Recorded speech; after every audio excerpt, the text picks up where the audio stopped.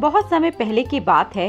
रामपुर नाम के जंगल में टूनी नाम की चिड़िया अपने पिता दीपक कबूतर के साथ रहती थी। टूनी की माँ मुनमुन चिड़िया का देहांत बचपन में ही हो गया था। उसके बाद से दीपक ने ही उसकी देखभाल की और उसे पिता के प्रेम के साथ साथ माँ का प्यार और दुलार भी दिया।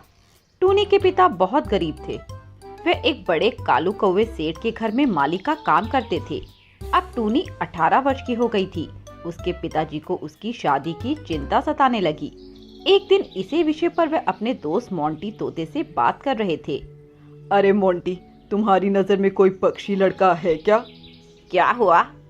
अरे मोंटी, तुम तो जानते हो बिटिया अब 18 वर्ष की हो गई है। अब बेटी तो पराया धन होती है ना एक दिन उसे अपने असली घर जाना होगा। तो वही सोच रहा हूँ कि किसी अच्छे पक्षी से उसकी शादी कर दूँ और अपनी जिम्मेदारी पूरी करके गंगा नहा आऊँ। अब इसकी माँ होती तो यह सब वह देख लेती और वो मेरी मदद भी कर देती।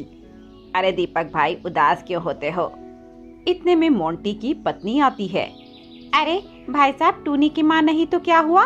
उसकी यह ताई तो अभी जिंदा है ना। मैं अपनी लाडो रानी के लिए ऐसा पक्षी लड़का ढूंढूंगी कि सारा जंगल देखता रह जाएगा। अरे भाभी जी, आप ही का तो सहारा है। अगर आप ना होती तो पता नहीं क्या होता। अरे भाई साहब, देखिए, ये बात करके आप मुझे शर्मिंदा न कीजिए। इतने में टूनी सीमा की बेटी कमो के साथ कॉलेज से आ जाती है। अरे पापा जी, आप यहाँ? आप आज काम पर नहीं गए? नहीं बेटा, आज सेठ जी अपने बेटे को लेने गए हैं जो विदेश से वापस आ रहा है, तो उन्होंने मुझे आज छुट्टी दे दी।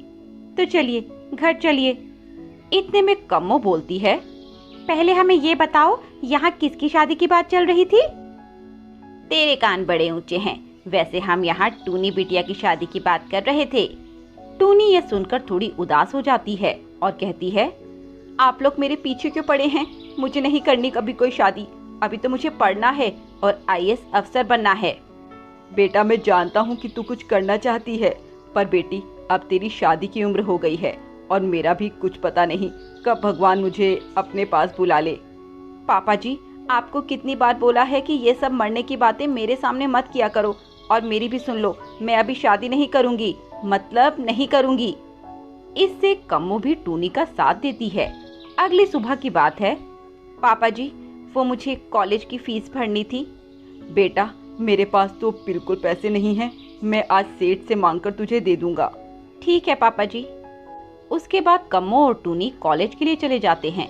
वे दोनों जैसे ही कॉलेज पहुंचती हैं तो देखती हैं एक कौवा चश्मे लगाए हुए एक बड़ी सी गाड़ी से उतरकर उनके पास आता है और उनसे पूछता है, एक्सक्यूज मी, क्या आप मेरी कुछ मदद कर सकती हैं? जी हाँ, बोलिए।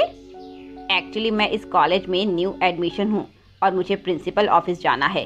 तो क्या मुझे प्रिंसिपल ऑफिस कहाँ है ये बता देंगी? कम्मो उसे प्रिंसिपल ऑफिस तक का पता बताती है। Thanks for your help. वैसे मेरा नाम वरुण है और आपका? मेरा नाम कम्मो। इनका क्या नाम है? क्या ये कुछ बोलती नहीं है? ये अजनबी पक्षियों से बात नहीं करती। वैसे इसका नाम टूनी है। वरुण को टूनी की सौम्यता और सादगी बहुत अच्छी लगती है और वह उससे पहली ही नजर में प्यार कर बैठता है। ऐसे ही कई दिन बीत जाते हैं। टूनी को भी अब वरुण अच्छा लगने लगता है और एक दिन वरुण टूनी से अपनी दिल की बात कह देता है। टूनी, मैं तुमसे प्यार करता हूँ और तुमसे शादी करना चाहता हूँ। क्या तुम भी मुझसे शादी करोगी? टूनी कुछ देर के लिए चुप हो जाती है। कुछ तो बोलो टूनी। वरुण, मैं भी तुमसे शादी करना चाहती हूँ, पर मेरा एक सपना है आईएएस अफसर बनने का और मुझे लगता है शादी के बाद अपना सपना पूरा नहीं कर पाऊंगी मैं। तुम ऐसा क्या सोचती हो टूनी? तुम्हें मुझ पर भरोसा है ना? मैं तुम्हारा सपना पूरा करने में तुम्हारी मदद करूंगा। पर तुम्हारे परिवार वाले, वो मुझे स्वीकार कर लेंगे? मैं तो गरीब माली की बेटी हूँ ना। मैं अपने पेरेंट्स को मना लूंगा और मुझे लगता है वे मेरी बात जरूर मानेंगे। अगले दिन वरुण अपने माता पिता से टूनी के बारे में बात करता है। पिताजी, मैं एक लड़की टूनी से प्यार करता हूँ और उससे शादी करना चाहता हूँ। चिड़िया का खानदान क्या है? उसके माँ बाप क्या करते हैं? उसके बारे में सोचे बिना तूने यह फैसला ले लिया कि तू उस चिड़िया से शादी करेगा? क्या इस दिन के लिए हमने तुझे विदेश पढ़ने भेजा था? मेरा सपना था कि मैं अपने बेटे की शादी अपनी पसंद की किसी बड़ी पक्षी लड़की से करूंगी पर तूने तो मेरा सपना ही तोड़ दिया। आप लोग एक बार उससे मिल तो लीजिए, आप समझ जाएंगे कि मैं उसे इतना क्यों चाहता हूँ।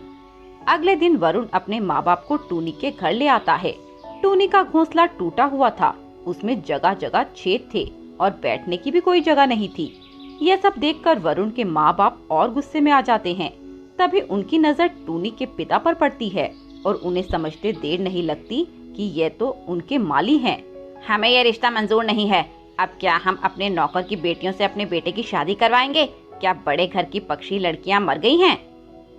मालिक, मुझे माफ कर दीजिए, मुझे पता नहीं था कि वरुण आपका बेटा है। तुम्हारा सब जान समझती हूँ। तुम जैसे गरीब लोगों का काम ही यही होता है कि बड़े घर के बेटों को फंसाना, पर मैं तुम्हारी बेटी को इस प्लान में कामयाब नहीं होने दूंगी।